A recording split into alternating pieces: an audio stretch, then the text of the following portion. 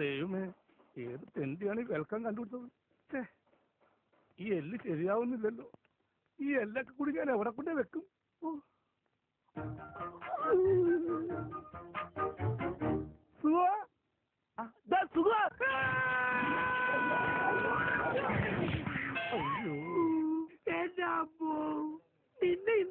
നിന്നോട് ഞാൻ പല പ്രാവശ്യം പറഞ്ഞിട്ടില്ലേ, പണിയെടുത്തോണ്ടിരിക്കുമ്പോ ഒച്ചത്തിന് വിളിക്കണമെന്ന്.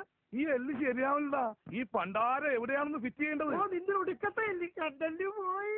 ആ എല്ലല്ല ഞാൻ ചോദിച്ചത്, ഈ എല്ലിന്റെ കാര്യോ? എല്ലോ അത് ഏനല്ലേ? എടാ പണിക്ക് ഇറങ്ങിട്ട് 5-8 കൊല്ലമായില്ലേ, ഇതുപോലെ വെൽക്കം എഴുതാറിയാൻ പാടില്ലെങ്കിൽ നിന്നൊക്കെ എന്തിനു കൊള്ളാടാ?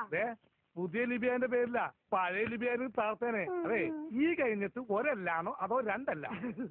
അതൊക്കെ നീ മനസ്സിൽ തന്നെ ചെയ്താൽ മതി, ഒക്കെ ശരിയാ. ശവം.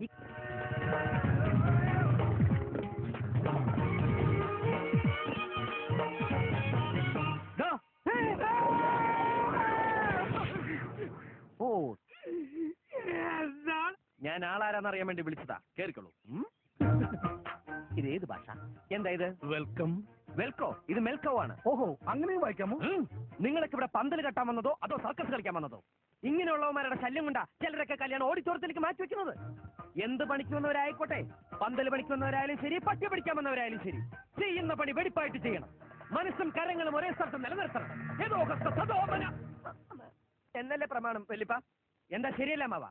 ശരിയല്ലെന്ന്. എടോ ശരിയല്ലെങ്കിൽ ശരിയെന്ന് പറയണോ? ശരിയാ ശരിയാ ശരി.